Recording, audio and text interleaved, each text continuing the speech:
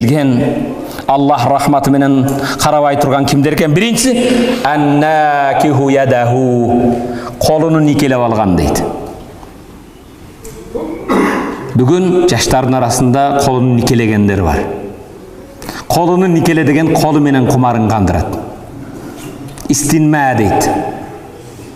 Колу менен маани чыгарат. Башкача айтканда колуну катын кылып алган. Бұл егер тоба қылбаса, өлім келгенге чейін, тоба қылбаса, қияматта Аллах рахмат назары менен қарабайды. Биринчisi шул экен. Экинчisi вал фаил вал маф'улун бих. Жаман ишти кылган, жаман ишти кылдырган эркек. Lut пайгамбардын коомундай эркек менен эркек кумар кандыруу. Аны кылганда, кылдырганда, булар үчүнчү, төртүнчүсү, кыяматта Алланын рахмат назары менен каралбайт. Аллах буларды тазалабайт. Буларга каттуу азап бар. Сооп кылган иманды булардын катарына кошпойт. Бүгүн кээ бир мамлекеттер демократиянын чокусуна жеттик деп, не дейт? Бизде эркекке эркек үйлөнүүгө уруксат бердик дейт. Айван, эшек. Бул адамдык эмес. Айван да муну кылбайт. Алайлыктар билесиңер, жылкы өзүнүн үйүрүнө башканы кошобу айгыр? Кошпойт. Башка үйүрдөн боз болуп келсечи? Кошпойт. Эгер кулун тугулуп калса эмне кылат? Тиште быргытып өлтүрүп салат. Шу айванча да жокпу, айгырча жокпу? Бүгүн эркек менен эркек үйлөнүп, папа номер 1, папа номер 2, биринчи ата, экинчи атада болуп атат. Бул демократияга жеттик дейт. Биз де демократиянын чокусуна жеттик дейт. Сен кайттың, адамдыктан кайтып айвандыкка баратасың. Аял менен аял үйлөнүп атат. Пайгамбарыбыз саллаллаху алейхи вассалам Лут коому, Лут пайгамбардын заманында болгон эркек менен жанагы ишти кыла турган болсо, тоба кылбай өтсө, Лут пайгамбардын коому кылган ишти кылса, бул баччабаздык деп коет бизде бар экенде. Мунун дагы жаманы бар. 3 тамга менен айтылат, билесиңер. Ошол ишти кылган адам асмандан түшкөн жамгыр менен, мөндүр менен, кар менен жуунса да Алланын алдына таза болуп бара албайт дейт. Лут коому кылган жаман ишти кылган эркек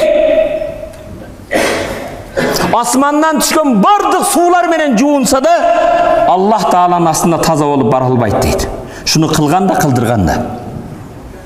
Кудай Таала биздин коомду мындан сактасын. Бүгүн кээ бир маңкурттар, бизде да чыккан маңкурттар, өзүнчө маданияттуу болуп, өзүнчө биз толеранттуубуз деп, ушул баччабаздардын 3 тамга менен айтыла тургандардын укугун коргоп калды. Башка нерсе калбадыбы? Андайды биздин атабай элден чыгарып койгон. Аласа бересе кылбай койгон. Туура эмеспи?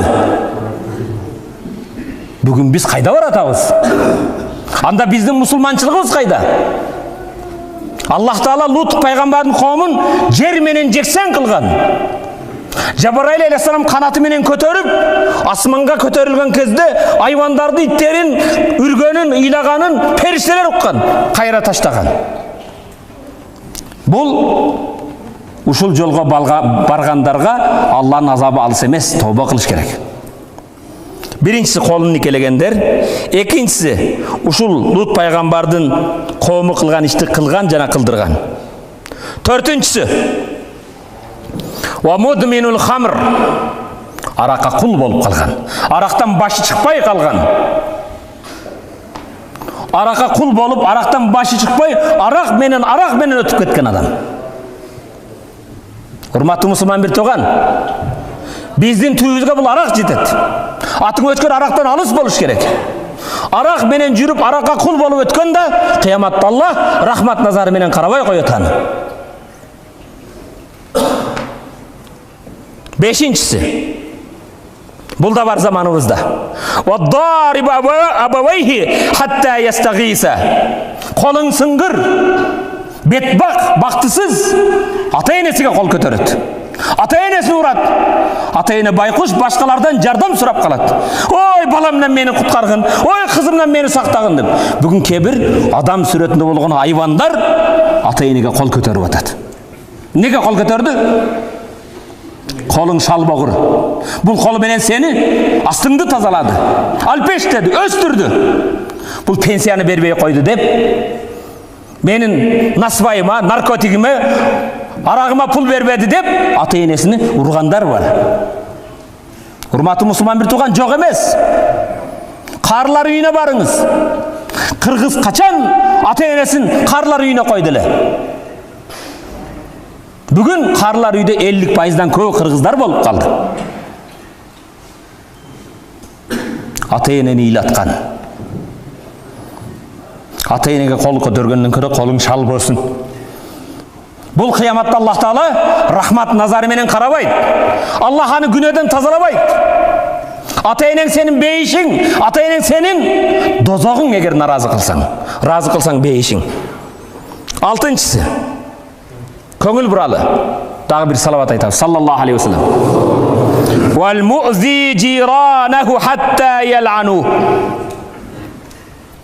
Қошынаға ыза берген. Қошынаға бір ыза береді, 2 ыза береді, 3 ыза береді. Ақыры чыдамастан қошына нәлат айтады. Біздің баткенде бар, падарыңа нәлат дейді. Өткенде ақсақалы падар деген ата деген сөз.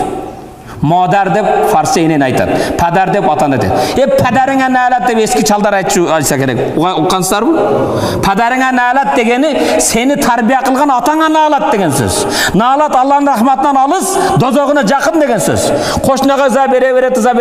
Қошына айласы кеткеннен саған нәлат болсын дейді. Қошынаның нәлатына қалған адам Алланың рахматына татықту болған, қияматта азапқа татықту болған 6-шы адам бұл. Қошына менен жақшы болалы. Қошынаны сыйлайлы, урматтайлы. Алысқы туғаннан жақынқы қошына дейді. Жетіншісі. Біліңіздер келеу? Ұйқыңыздар келді бі? Bir salavat aytыңыздар, жетін айтам. Ваннакиху халилата жари. Жетінші Алланың рахматына татықсыз болған адам қошынаның аялыны, қошынаның қызыны ойнаш қылған. Қошына ата сияқты, қошына ене сияқты, қошына бір туған сияқты, қошынаны аманатын сақтаған ордына, қошынаны сыйлаған ордына, қошына бір жаққа кетсе аялымен ойнаш болып болады. Қошынаның аял қыздарына ойнаш болған, жетінші Алланың рахматына татықсыз, азабына татықту болған адам. Бұл хадисі Анас ибн Малик риваят қылған Байхақының кітебінде келген хадис.